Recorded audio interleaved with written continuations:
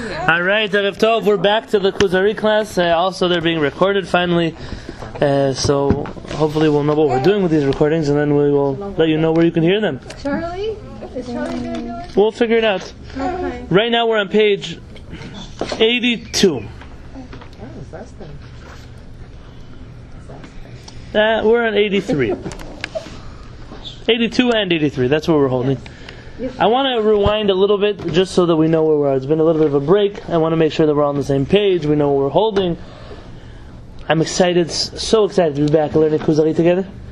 I have to tell you that this book, this is the Yisod HaYisodot.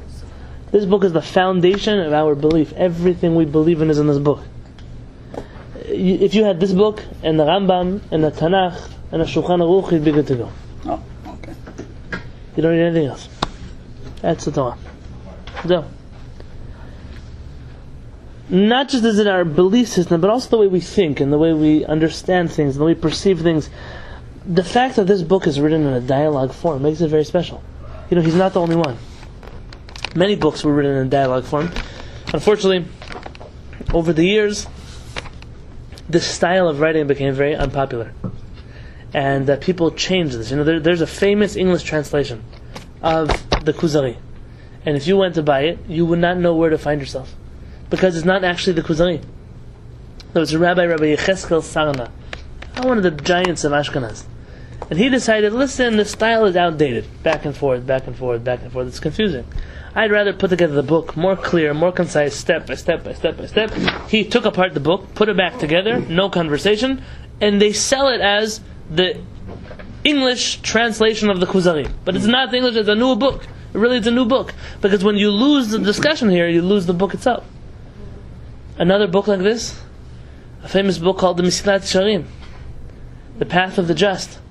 The Mesilat Yesharim that we have today is written as a normal book, chapter 1, chapter 2, chapter 3, chapter 4, but in the Vatican they had the original Mesilat Yesharim. The original is in print? Sure, we have it. Somewhere in the vault. What's his name? I forget the rabbi. Rabbi Shoshana. He did it, and it has in the dialogue form. It's a dialogue form, and the Ramchal wrote both. One because this was popular this time, and one because he knew that dialogue wasn't always so popular. But you have to understand where this dialogue comes from. We as Jews have always enjoyed dialogue form. You'll find very often in the Chumash, we're always having conversations. Jews, we talk a lot. But more than that, we find inside of the commentaries. We're always discussions. Why? Why does it have to? Why does it say what you're saying? Why the discussion? Why? Who cares what he said? To who he said? When he said it? Why?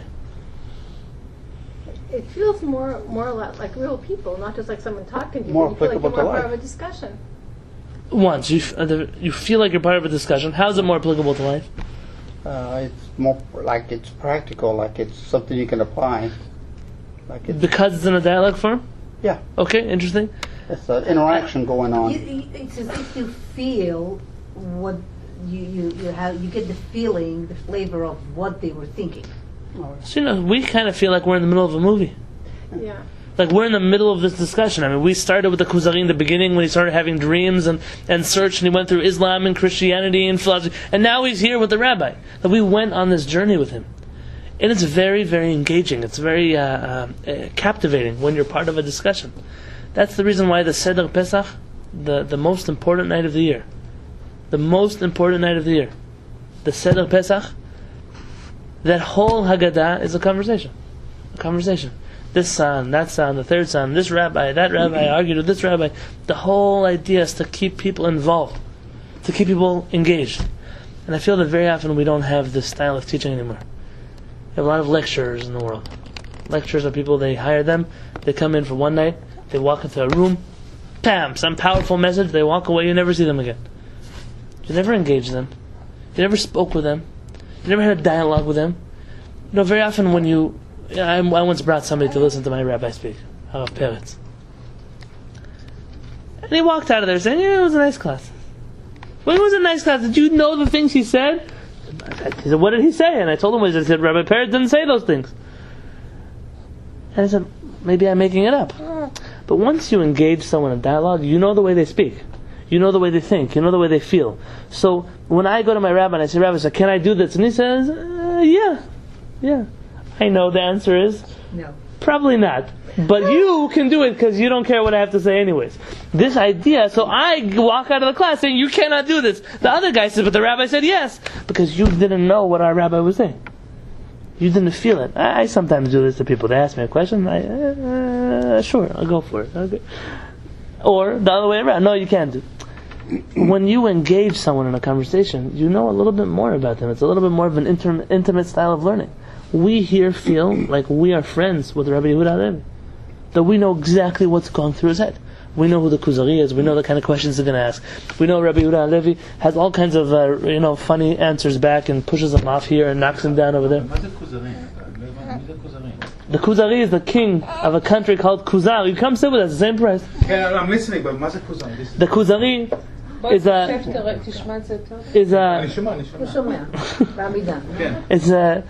is a book, a story really, was a true story between a king of Kuzari. He had dreams that he's serving Hashem with his thoughts, but not with his actions, and Hashem wants him to become a more complete Eved Hashem.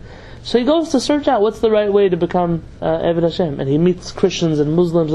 At the end, he meets the rabbi. This rabbi convinces him about Judaism. He converts to Judaism. His whole country converts to Judaism, and many of the Jews in Europe are actually descendants of the Kuzarim, of these. I think it's Afghanistan of today. It's like Itzik, because Itzik also have good intentions. But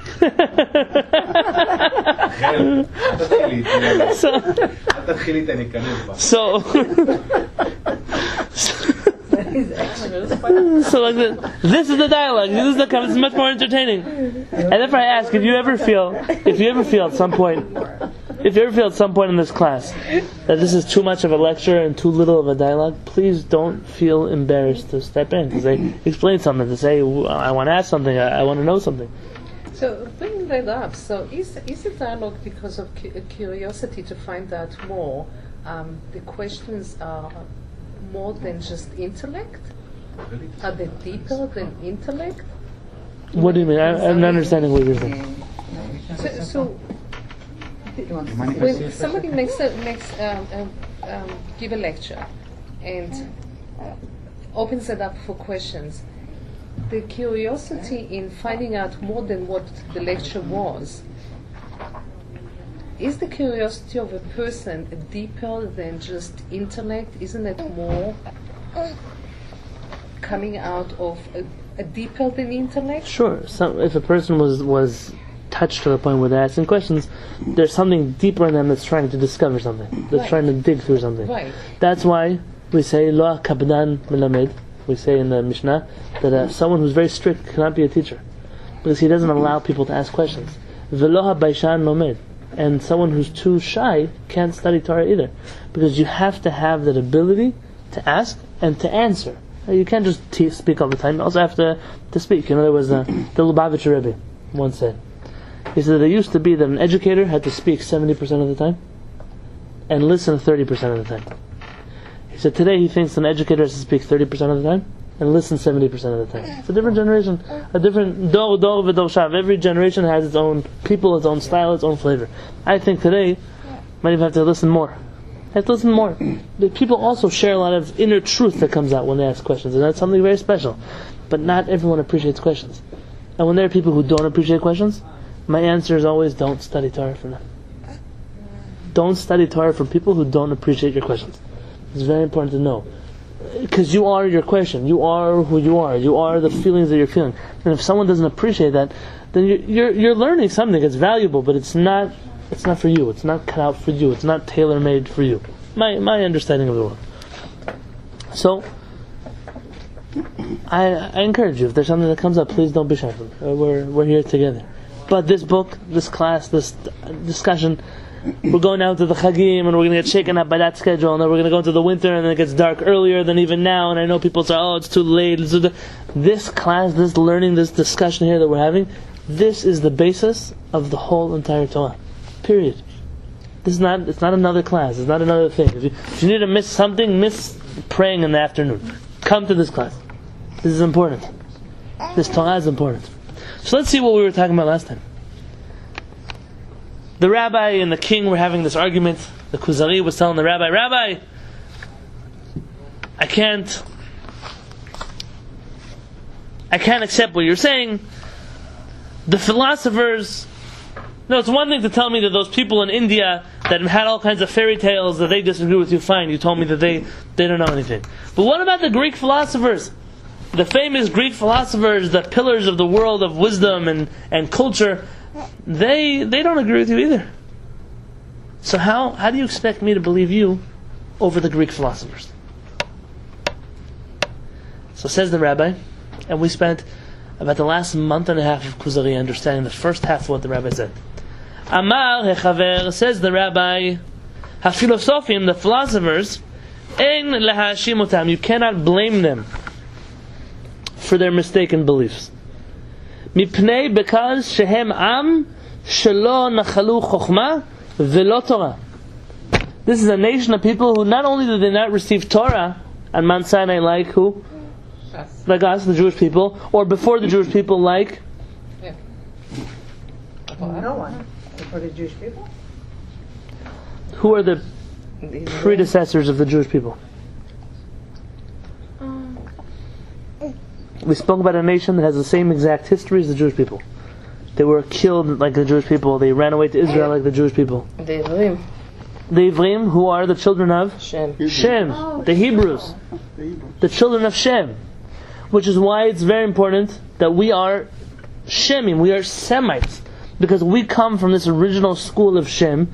Shem were a people that had a connection to spirituality, to divinity. Just the name Shem and all kinds of understanding. Remember do you remember this class that we gave about Shem? Yeah. This was the Shem is the everything that happened to Shem happened to the Jewish people. And therefore Shem, says the rabbi, they inherited wisdom, Torah, but the Greek philosophers, where do they inherit Torah from? And not only do they not inherit Torah, they also don't have chokhmah. They don't have any wisdom. Why? Mipnei shehem Yevanim. Because they're Greeks. And if you thought that's racist, let's hear even more.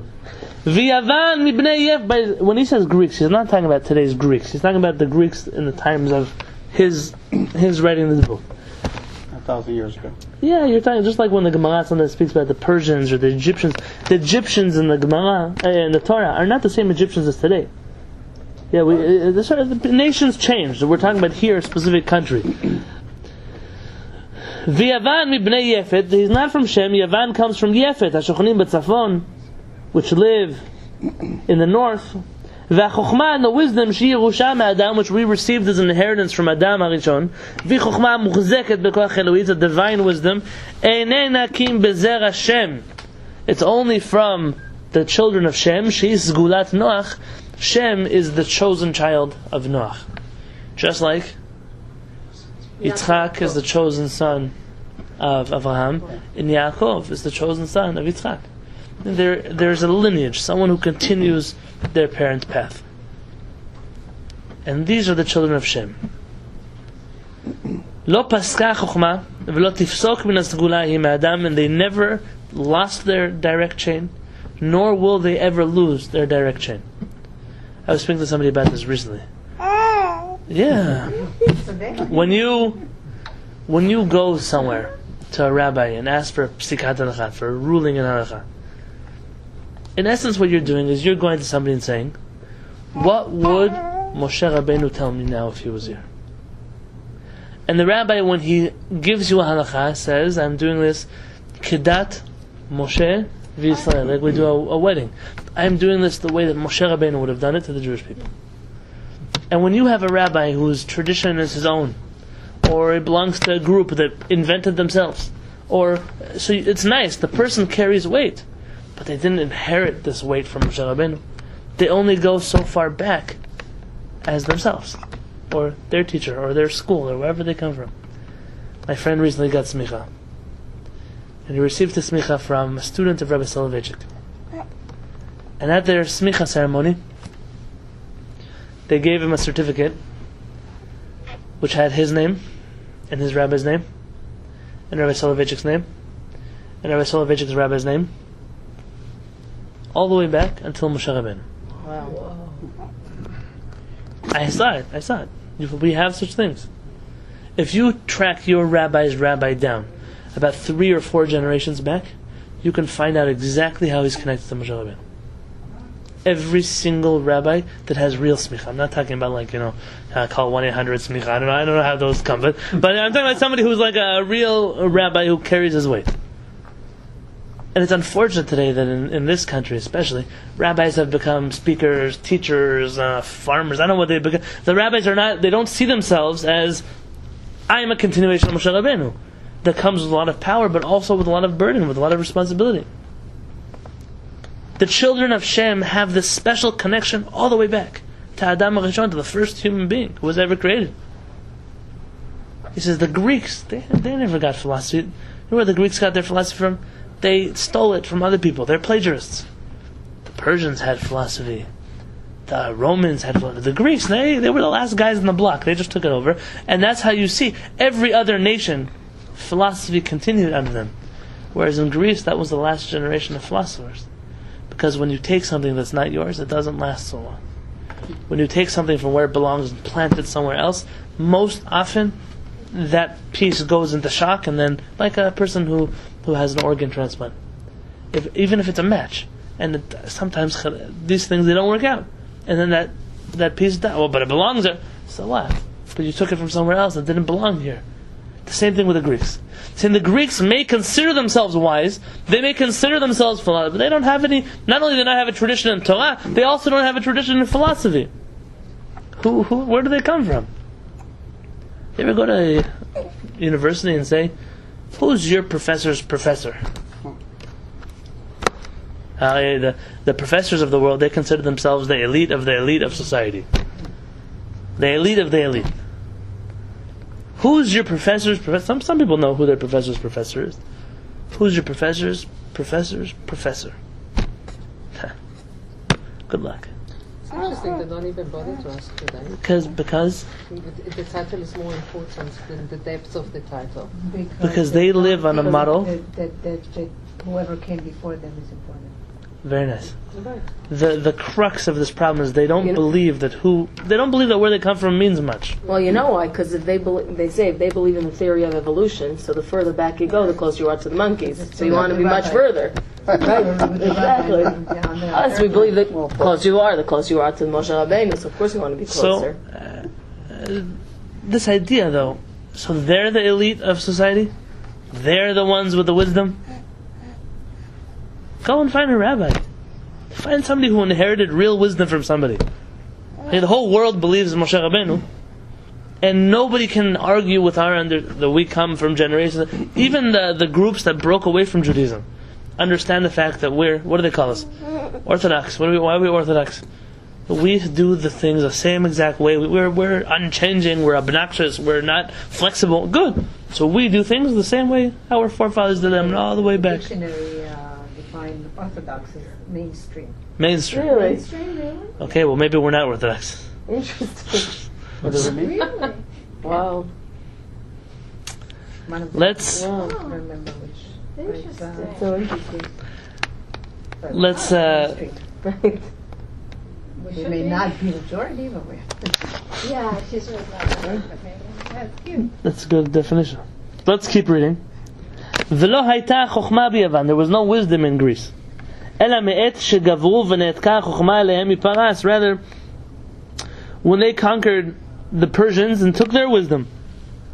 Ve'el paras mikazdim, and the Persians took it from the Kazdim. Those are the Babylonians. V'kamu bahem ha'filosofim ha'mefusamim b'yamim hahem, and that's when the great philosophers came out. Lo kodem leken v'lo lachar miken. The Greeks did not have philosophers, not before then and not afterwards.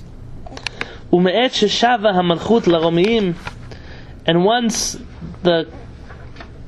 this kingdom became Roman, lo kam bahem filosof mefusam adata. There was no great philosopher from them at all. I made a mistake before and I said the Romans. Greeks, Persians, Kazdim, the Babylonians. I didn't mean to add the Romans in before. Okay. So he's telling you, listen, you like the philosophers, but so what? So what? Who said that they're right? Who said they're right? Shem, you have to go to the children of Shem. I want to just dwell for a little moment longer on that name Shem.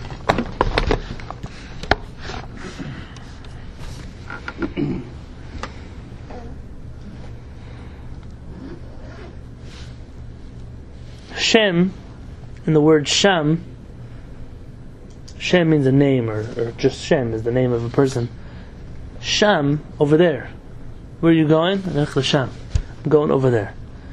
This word Shem, Shin Mem, refers to a destination, a goal, an objective. This is where I'm going. I have a clear path of where it is that I'm headed. If we speak about Shem, we're generally speaking about a secret goal that Shem has.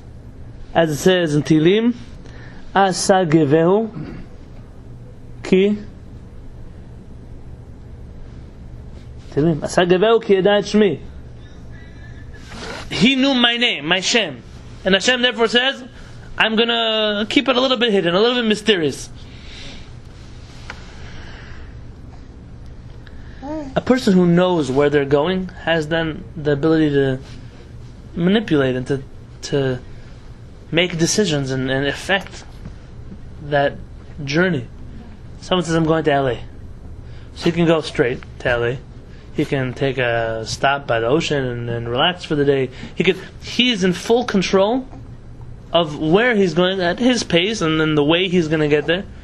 The same way that Shem knows I'm going towards HaKadosh Baruch Hu, and I have control over how we get to HaKadosh Baruch Hu, how we're going to reach HaKadosh Baruch Hu, how long the journey is going to take to get to HaKadosh Baruch Hu. The people of Shem, and therefore the people of Am Yisrael, are the people who have the sole authority on matters of God, on matters of divinity, on matters of connecting to Hashem.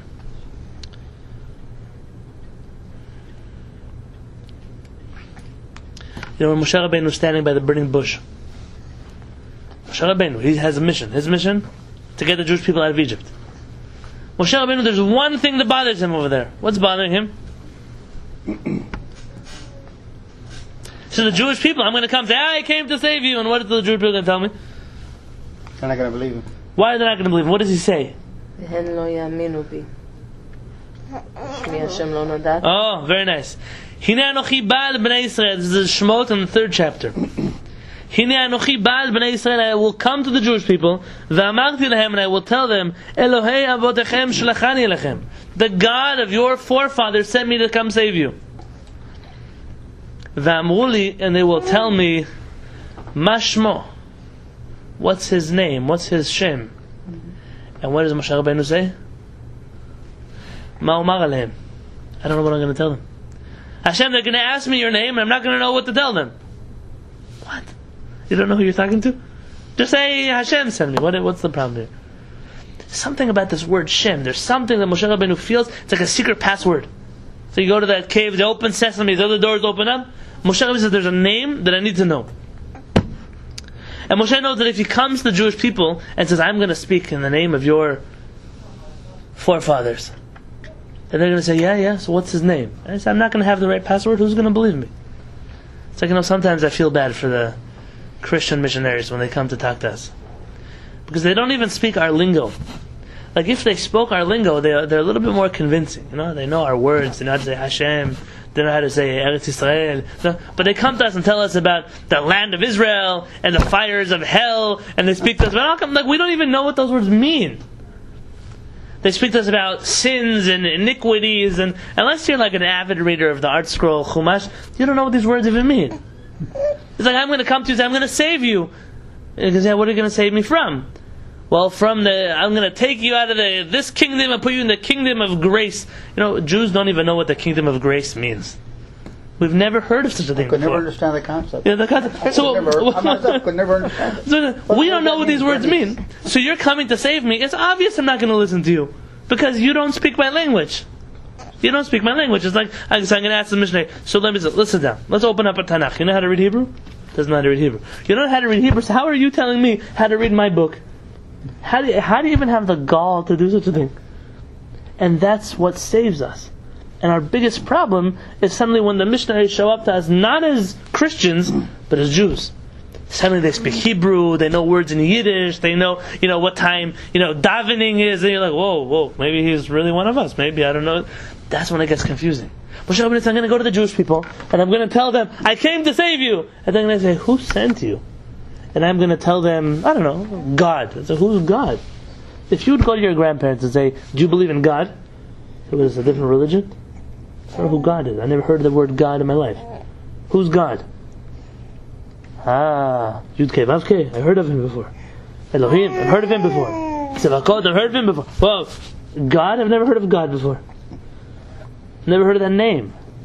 So why do we use it now? I have a big complaint on people who use English words as translations for Hebrew words. An Avera is not a sin. Hashem is not God. We use them because that's what people understand. The Dibra Torah, B'Shon Bnei Adam. The Torah speaks in the way that people understand. But sometimes the words people use are incorrect. And we don't believe in hell. We believe in Gehenom. Gehenom is not a nice place to be, but it's not hell. We don't believe in heaven either. Heaven, I don't know who goes to heaven. We believe in Gan Eden. We believe in HaShamayim. We believe in Bedin Shalmana. These are not words that we use. Oh, heaven. What's heaven? And suddenly we translate angels. What's an angel? Angels are not guys with wings, with little halos. They fly. That's not an angel. Maybe it's an angel, but it's not a malach. Suddenly we've let our terms be totally corrupted. So I cannot go to the Jewish people if I don't speak their language. So what does HaKadosh Baruch Hu tell him?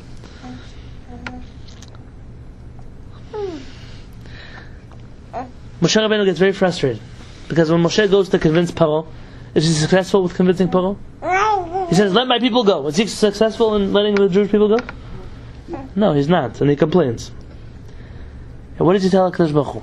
He doesn't tell him I wasn't successful. He says, Ume'az bati el Paro, I came to Paro ledaber bishmecha, to speak in your name.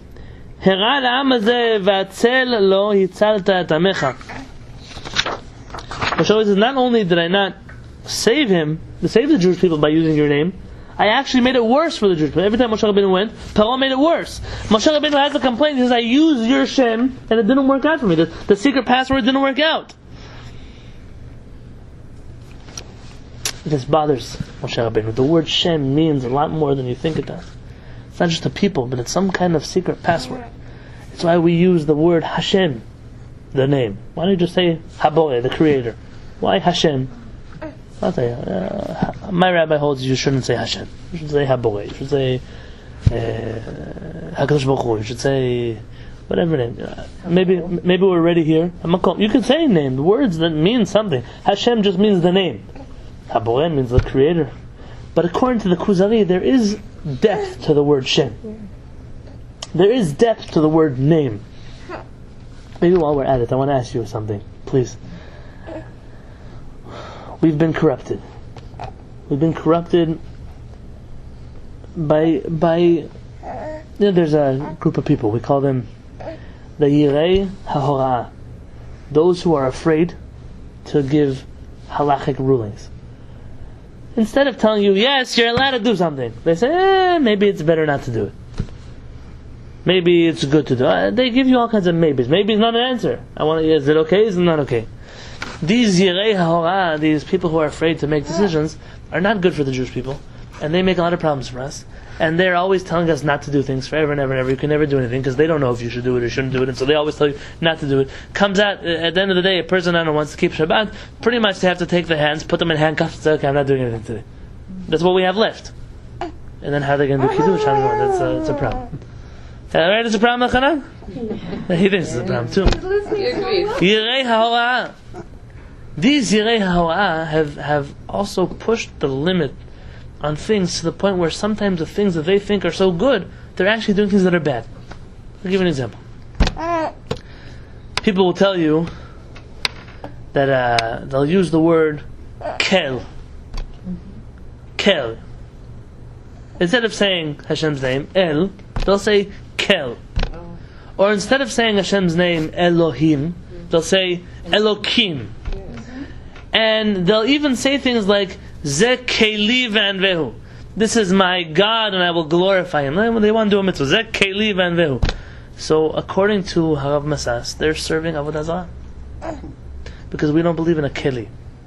And HaKadosh Baruch Hu, you can't call Him keli because the word keli doesn't have a good connotation in the Hebrew. At best it means a vessel, and at worst it comes from the word klayon, or destruction. You want to say HaKadosh Baruch Hu? Say Zeh Eli Vanvehu. This is my God, I'll glorify Him. Oh, but it says you shouldn't say God's name in vain. Did you just say God's name in vain? Not even meant it. No, you meant it, what you said. Of course you shouldn't say Hashem's name in vain just for the fun of it. But what you said was serious. People, they're afraid to say in Hebrew, Todah la'el. Say Todah la'kel. Says Rav Masa, who's kel? You can't say kel. Who gave you the right to say kel?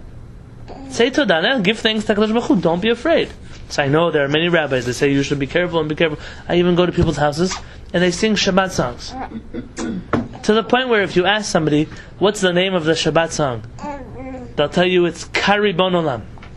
That's what the song's called, Kari Bon Olam. That's not the name of the song though. Ya Ribon Olam. Ka is not the master of the world. Ya is the master of the world. We have to be careful when we use Hashem's name to say it seriously, but not to never say Hashem's name. So what did you solve with that? So it comes to the point where I hear people that give classes, they never say Hashem's name when they quote a pasuk. They say thank you to Hashem, but they never say thank you to Hashem. They're always saying thank you to somebody else. They want to do something for Hashem. They never use Hashem. So when are you going to use it? You sing a song. The song was written to use Hashem's name in it. So why would you take it out? Why would you take it out? One time they took out Hashem's name from a Jewish book. Which Jewish book doesn't have Hashem's name inside it? Megillat Esther. And we know that very often when it says HaMelech, the king, and it doesn't say Achashverosh afterwards, meaning it doesn't mention which king, we know that according to Jewish tradition, that word HaMelech used to be Hashem's name. The Ibn Ezra writes that Jews wrote the Megillah with Hashem's name in it. But because we wrote it, sure, Megillah has always had Hashem's name in it. But what happened? At the last chapter of Megillat Esther, it says, who wrote down the Megillah? Mordechai Esther, and then who copied it over? It was written down in the books of Paras and Madai. It was written down in the history books of these countries. And the Jewish people were very afraid of one thing. Nobody should take our book and say, oh, we don't believe in Yud Kei Vav Kei, so we're going to put in our God over there. And they were afraid that when the non-Jews were going to copy down the history books, instead of saying our God, because they don't have any interest in writing our God, they would write their own God's name. And because Esther and Mordechai knew they weren't writing a book just for the Jews, but also for the world, they decided to write HaMelech, the king of the world, the Kadosh Baruch Hu, in order so that when they copy down the book everywhere else, they would keep the word the king. And the Jews, we know that when it says HaMelech, it means Hashem's name. But we're not supposed to do that all the time. We're not supposed to do that when we're with other Jews. We're not supposed to do that when we're speaking to ourselves. Don't be afraid. There's something special about Hashem's name. So when do you not say Hashem's name? Not to say it in vain. When you're in an unclean place, like in a bathroom or somewhere like that. But you wouldn't say his name anyway if you were there. Sometimes you hear you do it. Sometimes people say Baruch. Oh, I shouldn't say that here. We shouldn't speak in the bathroom anyways. Or you're in a place that smells bad, or your hands are dirty. Fine. There are very rare places where you don't say Hashem's name. There are places. When it says Lo Tisa Shem Hashem Lashav, it's for swearing. Do not use Hashem's name falsely. That's what I was young. Right. It's not just so again. Our rabbis say you shouldn't use it anywhere where it's incorrect. But in a lot of communities today, they approach you with Elohim. They approach you with if it's songs. That's what I'm saying. If it's songs, if it's songs, it was approached to me that why they're saying God's name like that and God. Why not say Elohim instead of Elohim? And I thought that's kosher. We should make sure not to do it. I know people argue with us. I know. Wow. And then again, this is the rule. We spoke about this on Monday in our class, on Tuesday in our class. This is good because every time someone's going to say, "Oh, how come everybody else?" There's no proof in Judaism as what does everybody else do. There's no such concept. It doesn't exist by us. So if you say to somebody, let's do the Shema, so it starts like this, but you're not saying it for real. You say Shema Yisrael. So would you choose Hashem's name? Or you say why were you saying that? Well, supposedly you're telling somebody about it. So I think it starts like this, but you don't really say. You're just talking about it. So you wouldn't use Hashem's name. Are you saying it seriously? We were trying to explain to somebody this is how it's, or let's say this. Let's start like this. Do you know how many times we have a bar mitzvah boy come Yeah. and he says, "Bachut Hashem Hamvorach." Why do you say Hashem? Because his person who taught him was afraid to say Hashem's name. So he taught the bar mitzvah kid, "I'm going to teach you Hashem, and when you get to the Torah, you should translate Hashem into Yud Kip." The poor kid is shaking out of his pants by the time he gets up to the Torah. Everyone's ready to kill him with lollipops, and he doesn't know what to say. Why did we even teach him in the first place to make a bracha wrong? Right. Teach him correctly. Oh, you shouldn't say Hashem's name in vain. That's not Hashem's name in vain. How else is he going to learn how to say Hashem's name? So supposing a kid is practicing the bracha over wine or something, but he's not doing it now. He's just practicing it, so that he'll do it in the future correctly.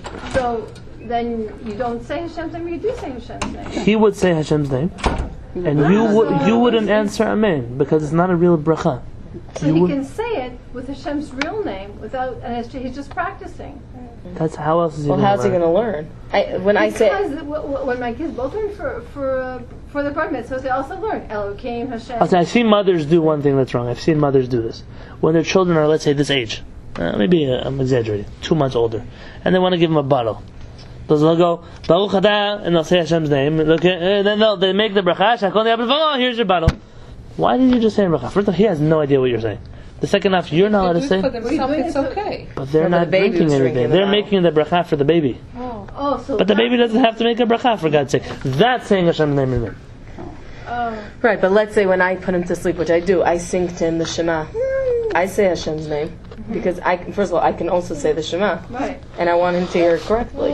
Now I know, right? So he's only 2 months old, but No, you're to allowed to say right. Shema. I don't make blessings with him though. Not with Hashem's name, for sure not. I was reading Tehillim the other day, and I was approached, to say, okay, When? In Tehillim? not in our group. Not in our group. Really? So Yes. And someone interesting. else read it and they said Hashem. That's so interesting. Yeah. So when would you say the real name, if not then? I don't know. Thank you for the truth. Yeah. So says the rabbi, the Kuzari to the rabbi. It's the first time I hear it. Wow. Amar HaKuzari. Says the Kuzari. Reading. On page 84 at the top. Amar HaKuzari, the king says. A beautiful question.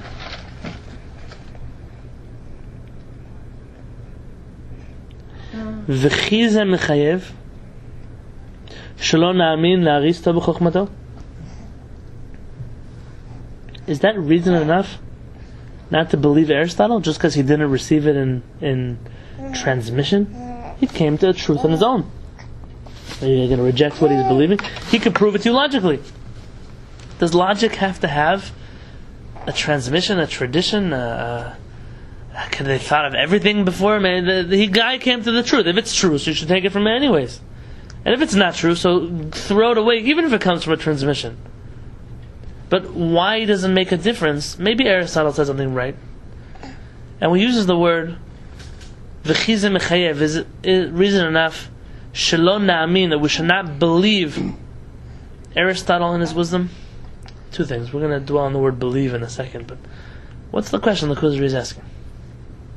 Does wisdom need a history of transmission, or can it be original from one person? What are your thoughts? I think even more, he's saying, does every truth have to originate from God, or from the Torah specifically, or can truth be subjective?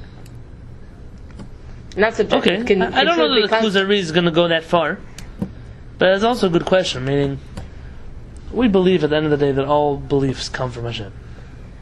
Rav Kook has a piece in his works, Orot HaKodesh, about such a thing, that all things at the end of the day do have a divine source, whether they're right or wrong. And that's why it says, Talmidei Chachamim, Torah scholars, what do? Marbim Shalom Ba'olam, they increase peace in the world. Why do Torah scholars increase peace in the world? Because Torah scholars are able to say, even if I don't agree with you, I see the divine point in what it is you're trying to bring out. And therefore they won't fight people. They'll say, okay, I disagree with you vehemently, but there's a truth that you're bringing to the world that's important for me. That's what a Torah scholar will do. Whereas a person who thinks that he's the only one who's right, so he doesn't believe anybody else has divinity in his wisdom, then therefore they create fighting in the world. But putting that Kabbalistic notion aside, on a practical level, do I have to have transmission to be right? Do we have to, so I can't believe in Aristotle if he didn't have someone that he got his wisdom from? What do you think? The answer could be, yeah, the Kuzari is right. I would weigh thoughts, but there's no origin, there's no source. I mean, to everything there's a source, and there's no source in philosophy. But then that would also discredit Avraham Avinu, who was the first one who, in his capacity discovered God, and it wasn't with a transmission. So would you say that for starting from there, it all has to be transmitted? Well, I mean, but he who wrote a commentary on the Torah put his perspective, and it necessarily didn't come from tradition, so you have to allow for original.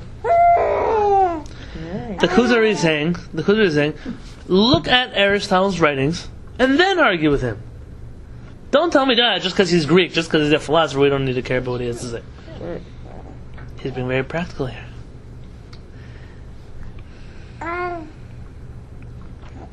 There's an answer in the question. There is an answer that we're going to study next week.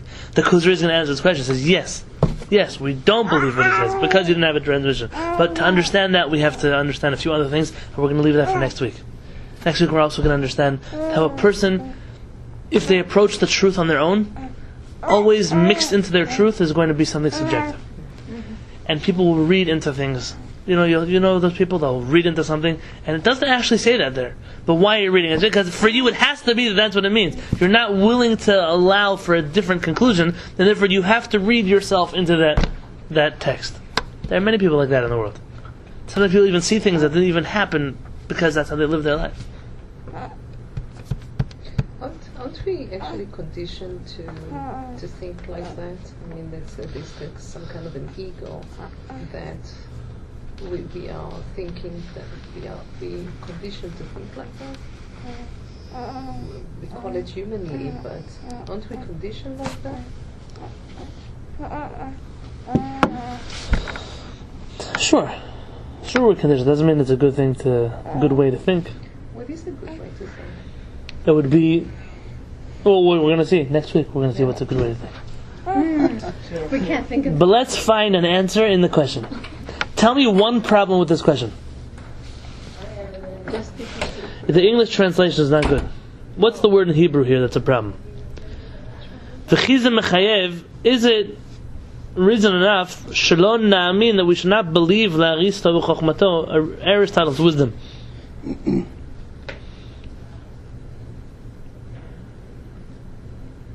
What's the problem there?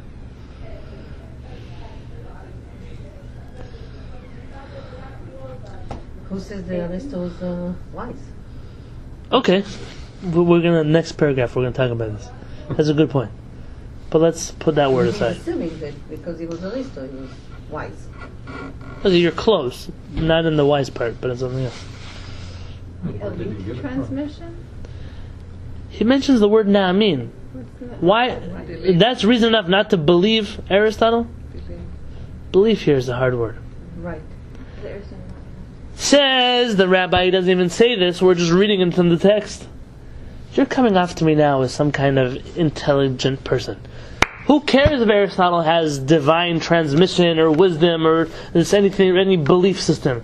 Rather, you should accept Aristotle's teachings if they're logical. If they're logical, you should accept them. If not, you shouldn't accept them.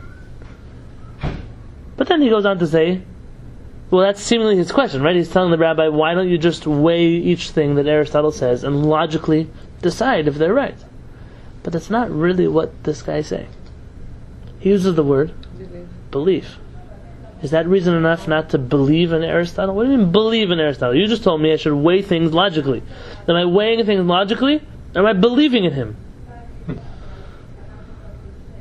the rabbi says, from here I see one thing. You didn't study Aristotle. You just believe in him. You didn't go and rip apart Aristotle's teachings. You didn't try to discover where their sources from. You didn't go through all of his logic and his understanding. You just say, I should believe in him. Why would you believe in him? Your whole basis is logic, not belief. Because he was popular. Oh, very nice. He's popular, and that's why everyone's believing in him. Very similar to what somebody could say about science. Now, I'm not an anti-scientist. There are rabbis who are. I'm not. Baruch Hashem. I don't see much of a problem. But those who do, the question is, do you believe in science? Do you believe that just because someone wears a white lab coat, you have to believe everything they say? No. I'm sorry, what was it? There's people today, they're not philosophy, they believe in science. I'm not against science, like I said before. I'm not one of those rabbis. I leave those for, I don't know, ISIS. We're Baruch Hashem. Not like that. Science has its place in the world of divine wisdom. It's done a lot to reveal Hashem in the world. Things that we never did without science. Science has brought a lot of belief of HaKadosh Baruch Hu into the world. And the question really is, do you believe in science, or do you evaluate scientific theory, scientific proofs, and say this makes sense, this doesn't make sense? You can't just believe someone because they wear a white lab coat. Says the rabbi, you have a problem in your words. You're saying, why not believe in Aristotle? Saying because Aristotle is not the kind of guy you believe. He's the kind of guy who you weigh his logic, but you don't want to weigh his logic because you come from a world where everything Aristotle says is good to go. That's the problem. And that's the rabbi saying. You want to think? What's the proper way to think? Think, don't believe. Think. Don't believe everything everybody tells you. Levarer. This is a rule in life. It's a good rule in life. When you hear someone from something, don't believe it to be true. Most people are liars. Most people. 99% of people in the world. What do you mean liars? Not even malicious liars. They tell you a story. They don't bother to do their research into the facts. They just tell you the story the way they understood the story. Or they'll tell you a story with their own twist on the story, or their own detail on the story, or by the time the story gets to you, it's not the same story that actually happened. So what is that person? Not a malicious liar, but they're definitely a liar. They're not malicious. I'm not being mean to them. They're liars. Twisting the truth. So you shouldn't believe what someone tells you. You know how many times this has saved me? When someone comes to tell me something, I say, okay, I'm going to look into it myself. And then I call the other person. Oh, there's a whole different story you didn't tell me about. And I call this person back. And then you find out everyone's lying to you. Okay, that's the way of the world. When you hear something, when you see something, look, the word in Hebrew is levarer. Do your research. And if you do research, you'll realize that most of the things that you hear that are negative or positive, they're actually true. That would back to the question, how do you get the truth? Even with research, because even the research can be exaggerated. Absolutely. It's a truth is a tough thing. Yeah. To come to the truth. After they saw something, right? It's like they didn't believe and got automatically. The Rambam writes that we didn't believe in Moshe Rabbeinu because he did miracles. Because miracles, anyone could do miracles. So, says the Rambam, we believed in Moshe Rabbeinu because the things that he said were going to happen happened. Not miracles. Moshe Rabbeinu took us to HaShamayim. Moshe Rabbeinu spoke to... Moshe Rabbeinu did. He wasn't just a belief system. We experienced things ourselves. And so then we said, okay, what's belief for us? So he was credible. Credible. Very nice. This is the best definition of emunah. Emunah comes from the Hebrew word of imun, trust. Or also what else? Imun, which is practice. You know, when you do it, like exercise, kind of litamen. What does that mean? Okay, I don't have any reason to believe. I don't have any reason to believe Hashem can do something. I've never seen him. I know he did. Here he did something, and there he did something. The third time, so okay, now I already believe that Baruch Hu does whatever he does. It's not emunah. It's not a blind faith like the people like to translate. Faith. We don't have faith. We have trust. Trust. What is trust? Trust is not unfounded. This person says and he delivers. Baruch gozer umkayim. He says and he does what he says he's going to do. And so once I see okay, look, they tried to kill us in Egypt and he took us out of there. They tried to kill us in Israel, took us out. They tried to kill us, the Romans and the Greeks and the Inquisition and the Crusaders and the Holocaust. And I guess we're still here. Hashem Baruch Hu said that I'll never ever destroy Am Yisrael. Baruch Shomer Avtachat Yisrael. Hashem kept his promise. I no longer believe in Hashem. It's not a belief. It's not a matter of belief. There's nothing to believe. It's a matter of trust. I trust Hashem. I know that Hashem comes through. That's the definition of the word emunah. But when a Kuzari uses the word emunah, that's not what he means by emunah. When a Kuzari uses the word emunah, he means faith. And it says the rabbi, no, you can't have faith in a person. You have to research. So I agree with your first step. Believe in a person if you do their research. But don't just believe in him. Don't just believe in him.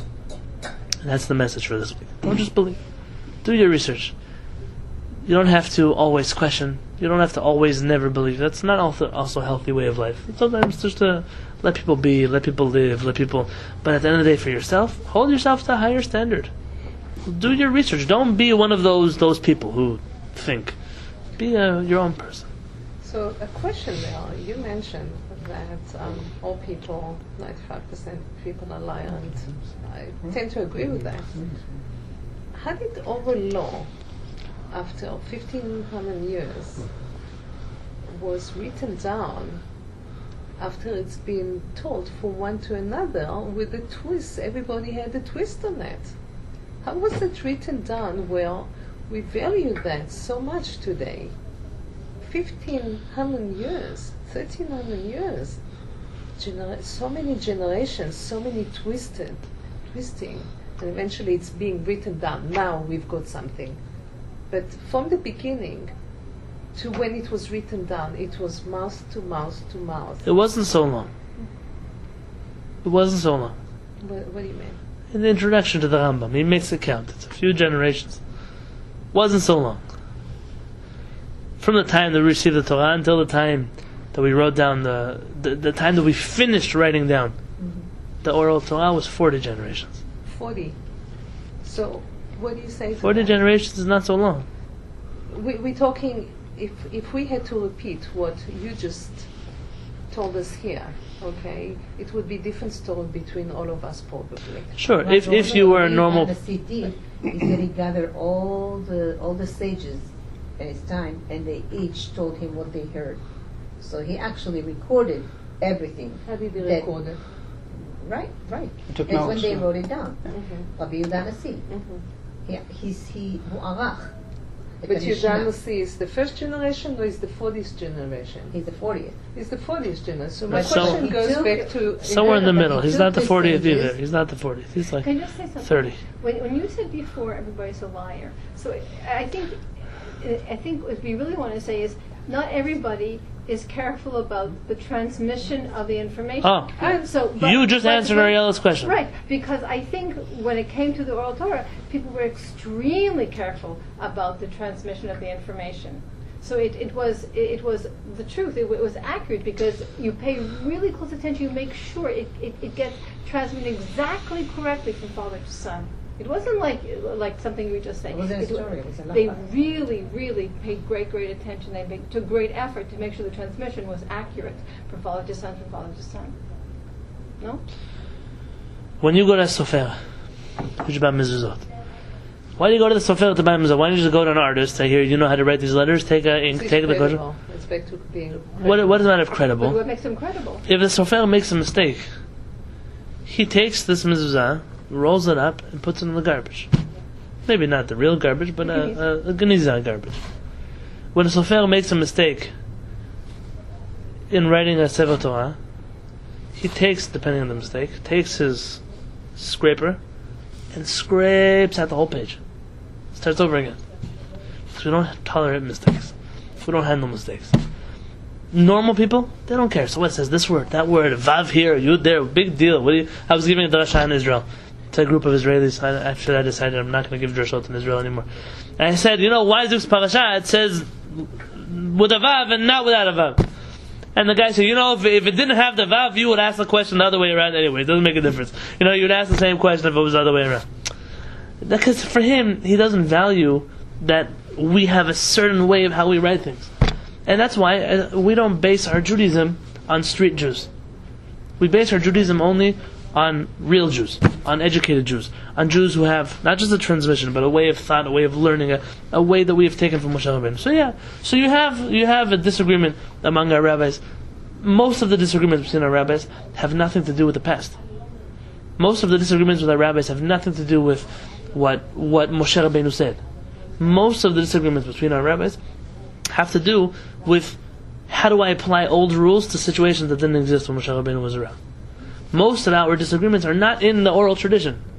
Some, very rare. You don't find Jews somewhere black tefillin and somewhere gold tefillin and somewhere purple tefillin. Everyone's wearing the same tefillin. Everyone's wearing the same talit. So what do we disagree on? We disagree on certain details that didn't exist once upon a time. For example, one rabbi will tell you that electricity is like this in Shabbat. No, electricity is like that in Shabbat. No, so what was the oral law? There was no oral law about electricity. Rather, the dispute is, how do I take Moshe Rabbeinu's rules regarding fire and apply them over to electricity? One rabbi says they apply 100%. One rabbi says, I don't know about 100%. They apply 50%. And so then you'll have a disagreement. Most of the time in the Gemara, that's where we disagree. We disagree in the oral law, not about oral tradition, but rather in current issues that we had brought up.